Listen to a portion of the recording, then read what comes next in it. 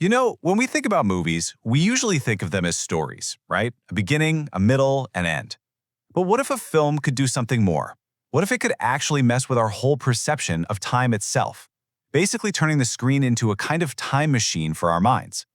Well, one filmmaker did exactly that, and his work created a ripple effect that, honestly, we're still feeling today. And this quote, man, it just nails it. It gets right to the heart of the French director, Alain Resnais' particular brand of genius. See, he didn't really see himself as some storyteller inventing brand new worlds from scratch. Nope.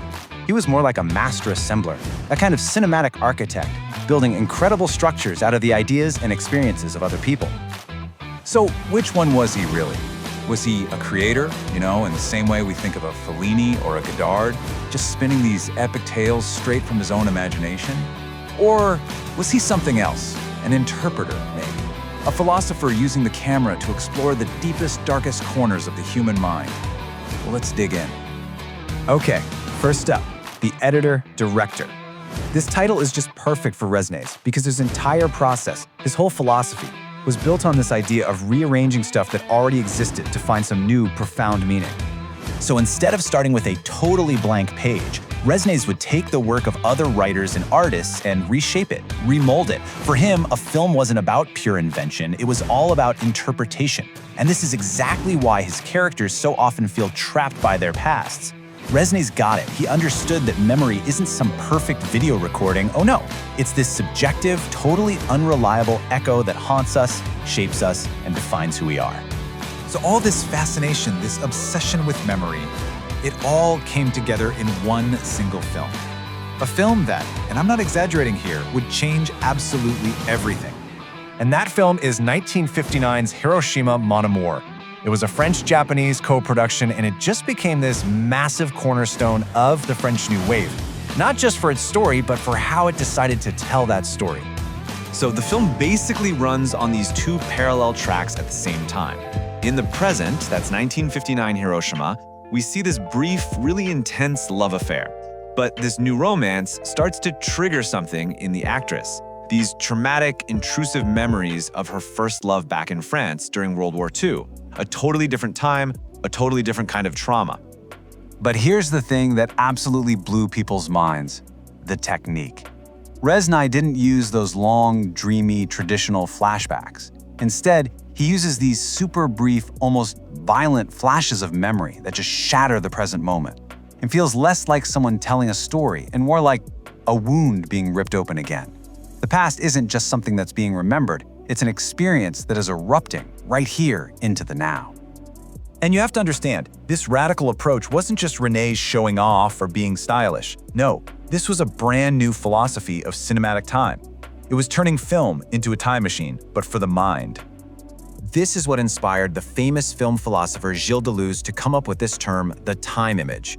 You see, in most films, time just moves forward, right? A to B to C. But in the time image, the past and the present are right there on screen together, coexisting.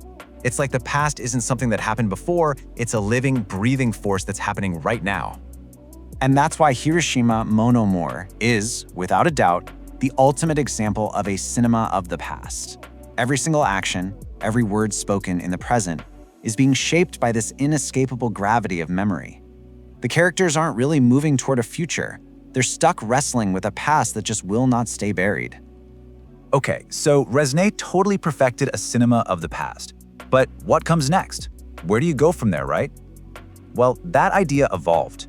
It gave us the flash forward, and it created a completely new kind of cinematic image. And here it is. This is the big shift. We moved from the time image, which is all about the past, to what we can call the neuro image, which is all about the future. And its go-to technique, the flash forward. Just think of a film like Minority Report.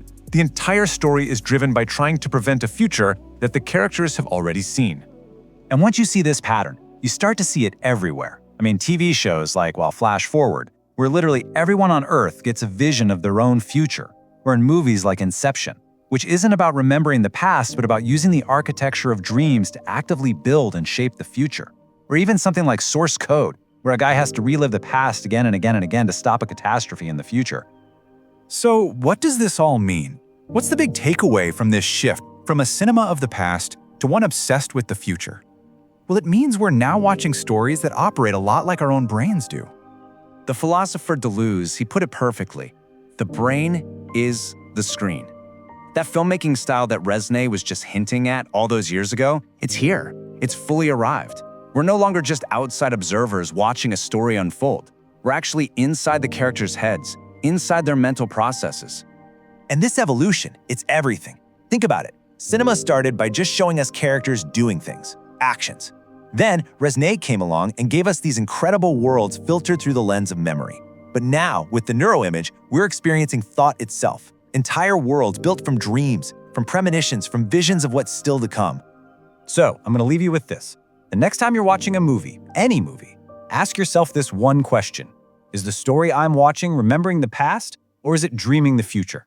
I promise the answer might just change how you see everything on screen.